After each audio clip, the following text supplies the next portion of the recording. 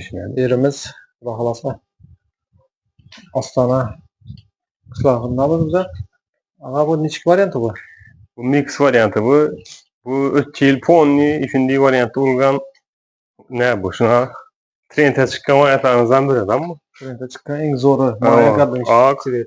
muramur, akı muramur var. Yine seri muramur, kara muramur. Üç günlerde ne variantta.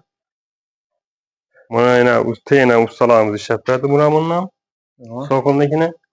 Buna ustalarımız işaret verdi. Kalasanız elinde burçatçılarımızdan zakas verişiniz mümkün. Yonu aşağınız gibi. Cipki kaminen ba, termopanelen ba, ataşın tolarımızdan ba, termoteravitin, bazalttan boladı onlarımızdan ba, bazalt. İyi ona ait öğretsene.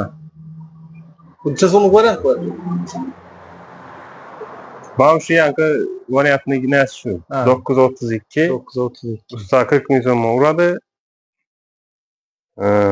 Buna məsləhət verməsəniz klientlərə tiyinə şpaqolog duruş mümkün eməslər. Tiyinə şpaqolog duruş mümkün eməz. Nüçün desə şpaqologda bor var tərkibində. Bor boğanı üçün su barğanına ekin yüyərə verəşi mümkün.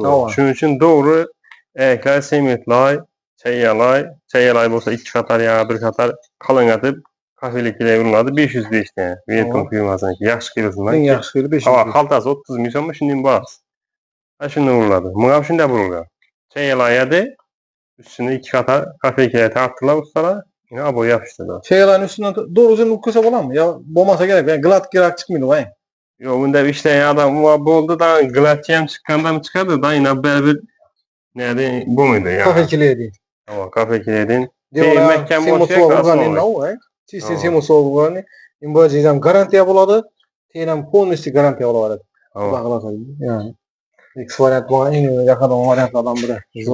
Bu nəsədə aytıb çəkim renk təlləmizdə baxası şu 55 min soma. Skitket. Renginiz gelmedi. 40 kanlı alüminyum korkmuş. 260 min som. Aboyunu nəsi?